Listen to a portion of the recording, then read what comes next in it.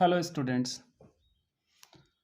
बहुत बहुत स्वागत है आप सबों का हमारे इस चैनल पर एग्ज़ाम टूल्स पर। आइए उसी कड़ी को आगे बढ़ाते हुए टेस्ट ऑफ डेबिलिटी पर हम पिछले एपिसोड में आपको बता चुके थे कि 1 2 3 4 5 से किसी भी संख्या को कैसे हम टेस्ट कर सकते हैं कि कोई भी संख्या इन सारे अंकों से डिविजिबल है।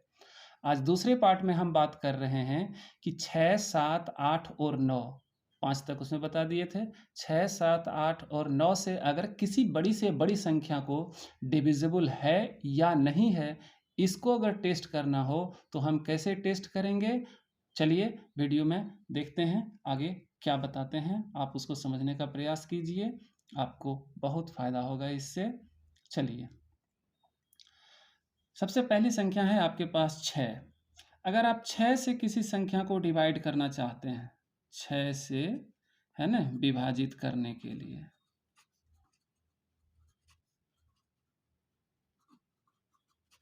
छः से किसी को विभाजित करने के लिए अगर आप इसको डिवाइड करना चाहते हैं, है ना, 6 से डिवाइड करने के लिए, तो आप क्या देखते हैं कि यदि ऊपर में कोई संख्या आप लेते हैं, कोई संख्या आप ले लीजिए, मान लेते हैं छोटा सा एक संख्या आप 18 ही ले लीजिए, ठीक है। 18 को आप 6 से डिवाइड करना चाहते हैं तो क्या करते हैं? 6 तिया 18 कर देते हैं, आपको उत्तर 3 आ जाता है। लेकिन सूत्र क्या है कि अगर यदि अब ये तो छोटी सी संख्या थी तो आपके टेबल से संभव हो सका, लेकिन इस तरह से हर एक संख्या छोटी तो नहीं होगी, संख्या बड़ी होगी, बड़ी से बड़ी होगी, बहुत बड़ी संख्या होगी। ऐसे आमतौर पर परीक्षाओं में 5 से 6 डिजिट तक का, 5 अंकों से 6 अंकों तक का ही पूछा जाता है। अगर आपको डिविजिबिलिटी पर आधारित टेस्ट लिया जाएगा तो इतना ही दिया जाएगा, इससे ज़्यादा नहीं दिया जाएगा, क्योंकि इससे ज़्यादा हो जाने के बाद फिर जिस हिसाब से ऑब्जेक्टिव क्वेश्चंस पूछे जाते हैं उसमें वक्त ज़्यादा लग जाएगा बच्चों को, और वो उसे सॉल्व नहीं कर पाएगा समय के अंदर, समय सीमा के अंदर नहीं कर सकेगा, तो फिर वो सवाल उस परीक्षा के लिए उचित नहीं माना जाएगा। तो 5 से 6 अंक तक का कोई भी संख्या है, उसको 6 से वो डिविजिबल है या नहीं है, अगर हम ये देखना चाहते हैं तो हमें सबसे पहले क्या देखना है कि ऊपर में जो संख्या रखते हैं हम, ऊपर में क्या रखते हैं? Number divided by 6। इस 6 को हम भुला देते हैं, हम देखते हैं कि इसका जो फैक्टर होता है वो 2 और 3 होता है। क्या होता है? 2 और 3। यानी यदि किसी संख्या को 6 से डिवाइड करते हैं तो 2 और 3 से भी हम उसको डिवाइड करेंगे तो वो हो जाएगा। कैसे हो जाएगा? अगर 18 को हम 2 से करते हैं तो 2 9 बार में कट जाता है, और 18 को अगर हम 3 से करते हैं तो ये 6 बार में कट जाता है। तो सवाल ये उठता है कि 2 से कट गया तो क्या आप मान लेंगे कि वो 6 से डिविजिबल है? जी नहीं, क्योंकि 2 से डिविजिबल होगा तो वो 3 से भी डिविजिबल होना चाहिए। अगर 2 और 3 दोनों से डिविजिबल होगा तो 2 और 3 का जो एलसीएम होता है वो 6 हो जाता है। तब क्या होगा? वो संख्या 6 से भी डिविजिबल होगा। एलसीएम के महत्व को अगर आप जानते हैं तो आपको पता होगा कि जो इन दोनों संख्याओं का एलसीएम हो रहा होता है उसी से वो डिविजिबल होगा, और उसके बाद फिर जो ये 2 3 है तो इससे वो जरूर होगा, क्योंकि संख्या तो बड़ी से बड़ी होगी। तो कोई संख्या 2 से कट सकता है, वो संख्या 3 से नहीं कट सकता है। ये आप देख रहे होंगे, है ना। इस तरह से आपको बहुत सारी संख्याएं मिलेगी जो 2 से तो कटेगा लेकिन 3 से नहीं कटेगा। मान लेते हैं कि हम 27 लेते हैं, इसको हम 3 से काटते हैं तो 9 टाइम्स में ये कट जाता है, यहाँ 9 आपको उत्तर आता है। लेकिन उसी जगह पर अगर हम 27 को 2 से काटते हैं तो ये क्या हो जाता है? नहीं कटता है। अगर नहीं कटता है इसका मतलब है ये संख्या को अगर हम 6 से भी काटना चाहेंगे तो ये नहीं कटेगा। और इस तरह से हम आधी अधूरी जानकारी अगर रखेंगे तो वो क्या हो जाएगा? आपको परेशान करेगा। ठीक है, बहुत अच्छा। अब चलिए, हम यहाँ दिखाना चाहते हैं कि जब हम थोड़ी बड़ी संख्या लेते हैं, बड़ी संख्या का मतलब हो जाता है, अगर यदि हम यहाँ ले रहे हैं 32916, क्या ले रहे हैं? 32916, ठीक है। तो 32916 में हम क्या करेंगे? इसको 2 से भी डिवाइड करके देखेंगे, 3 से भी डिवाइड करके देखेंगे, और फिर 6 से भी डिवाइड करके देखेंगे। अगर ये तीनों से कट जाता है तो 6 से तो हमको टेस्ट करने की कोई आवश्यकता है नहीं, क्योंकि 6 से वो डिवाइड हो जाता है, फिर भी आपको दिखाना है तो हम यहाँ दिखा रहे हैं आपको कि कैसे वो कटेगा। चलिए 32916 को हम 2 से काटते हैं। कैसे काटेंगे? एक बार में काटेंगे, 3 में 2 1 जाएगा, 6 बार में लगाएंगे, ये खत्म हो गया, 9 आया, 4 बार में लगाए तो यहाँ पर 9 में से 8 गया तो 1 आया, 5 बार में लगाए तो 10 हुआ, तो 1 बचा 6, तो 2 8 16, आपको हो गया 16 4 5 8, 2 से कट गया, 2 से कट गया। अब हम क्या करेंगे? इसको 3 से काट करके देखेंगे। 3 से काटने का मतलब क्या हो जाता है? 32916 को 3 से करेंगे, एक बार में क्या हो गया? ये लग गया, 2 उतरा, नहीं भागा लगा, यहाँ पर 0 दिए, 6 बार 9 है तो 9 बार लगाए, 3 9 27 हो गया, 2 उतरा, 3 सत्ती 21 हो गया और 3 दूनी 6 हो गया, तो 10 9 7 2 हो गया। इसका मतलब ये संख्या 2 से भी कट गया है और 3 से भी कट गया है, पूरी कट गया है, कोई भी तरह की बाधा यहाँ देखने को नहीं मिली है। अब हम गारंटी के साथ कह सकते हैं कि ये संख्या 6 से डिविजिबल है। चलिए देख लेते हैं, 32916 को हम 6 से करते हैं, 5 बार में लगाएंगे। क्या करेंगे हम? 5 बार में, 6 5 30, 2, यहाँ 9 आया, 6 चौका 24, 5 29 आया, 6 8 48, 3 51 आया, 6 6 36, 5 4 8 6, है ना? तो आप देख रहे हैं कि ये संख्या क्या है? 6 से भी डिविजिबल है। ठीक है, बस यही चीज़ आपको ध्यान में रखना है। अब यदि किसी संख्या को 6 तक का आपको डिविजिबिलिटी टेस्ट मैं बता चुका हूँ, 5 तक दूसरे वीडियो में, 6 से मैं यहाँ बता रहा हूँ, 6 खत्म हो चुका है। अब 7 की बात करते हैं। अगर किसी संख्या को हम 7 से डिविजिबल करना चाहते हैं, कितना से?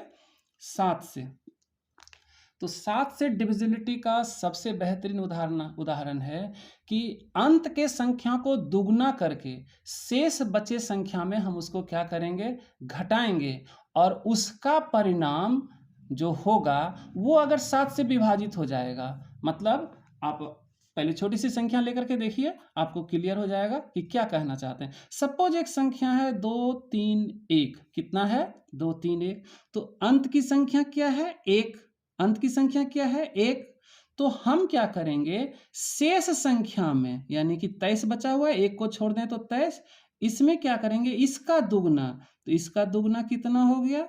2 गुना 1, इसको घटाने का प्रयास करेंगे तो 23 में से 2 गया तो कितना बचा? 21, और 21 7 से क्या होता है? कट जाता है।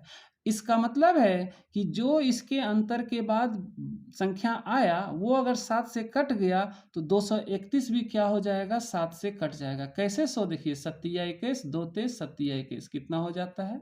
33 हो जाता है। कितना हो जाता है? 33 हो जाता है। क्लियर? उसी तरह से हम एक और संख्या ले लेते हैं, ज़्यादा लेने से कोई फायदा नहीं है ना? तो आप थोड़ा सा देख लीजिए। अगर हम यहाँ पर लेते हैं 588, कितना लेते हैं हम? 588, तो यहाँ पर 8 का जो दुगना होगा वो 16 होगा, तो 58 में हम क्या करेंगे? 2 गुना 8 को घटा देंगे, तो 58 में 16 घटाए तो कितना हो गया? यहाँ पर 58 में 16 घटाए तो 8 में 6 2 हो गया, इधर 4 हो गया। अब 42 को अगर हम 7 से डिवाइड करते हैं तो क्या हो जाता है? 6 हो जाता है, यानी 7 से ये पूरी तरह कट गया। अगर ये 7 से पूरी तरह कट गया तो अगर यदि इस संख्या को हम काटना चाहेंगे 588 को, तो वो क्या हो जाएगा? 7 से पूरी तरह डिवाइड हो जाएगा। चलिए देख करके देखते हैं। 588 में हम 7 से करते हैं, कितना हो गया? 7 8 56, 2 आया, 7 चौक 28। क्लियर हो गया? तो आप क्या देख रहे हैं कि ये पूरी तरह विभाजित हो जाता है। ठीक है, अब आइए यहाँ पर हम आपको आगे का दिखाते हैं। अब हम चलते हैं यहाँ पर किसमें? 8 में। किसमें? 8 में। 7 तक हो चुका है। 8 की बात अगर हम करें तो 8 की बात करने के लिए हमें, समझ रहे हैं, 8 की बात करने के लिए हमें एक और नए रूल से जुड़ना पड़ेगा। वो नया रूल्स क्या है? वो नया नियम क्या है कि अंतिम का 3 अंक अगर 8 से विभाजित होता है, ध्यान रखिएगा, संख्या चाहे कितनी बड़ी क्यों न हो, अगर उस संख्या के अंतिम का 3 अंक 8 से विभाजित हो जाता है, इसका मतलब है कि वो कितनी बड़ी संख्या हो, चाहे 5 अंक का हो, 6 अंक का हो, 7 अंक का हो या जितनी बड़ी संख्या हो, 8 से वो विभाजित हो जाएगा। उदाहरण के लिए चलिए हम चलते हैं यहाँ पर 8 से विभाजन को हम देख रहे हैं। किसका देख रहे हैं? 8 से विभाजन हम देख रहे हैं। तो उदाहरण के लिए हम यहाँ क्या करते हैं, मान लेते हैं कि एक संख्या ले लेते हैं 97880। कितना ले लेते हैं? 97880।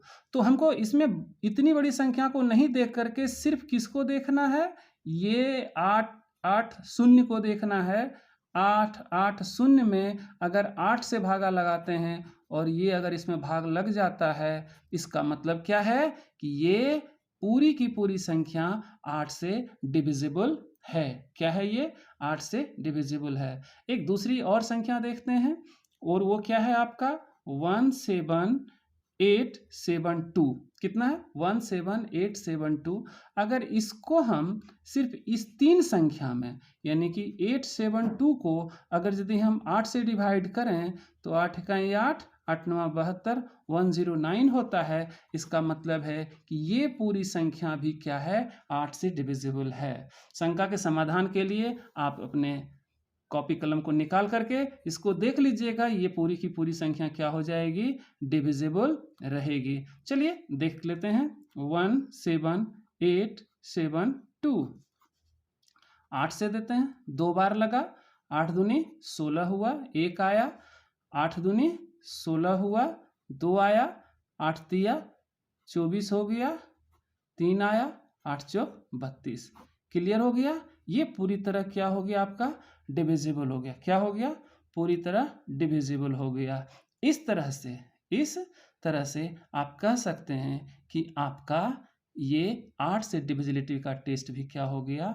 पूरा हो गया। 9 से अगर हम देखना चाहें, अगर किसी संख्या को 9 से देखना चाहें, ध्यान से देखिएगा, अगर हम 9 से देखना चाहें तो 9 के लिए आपको कुछ नहीं सोचना है।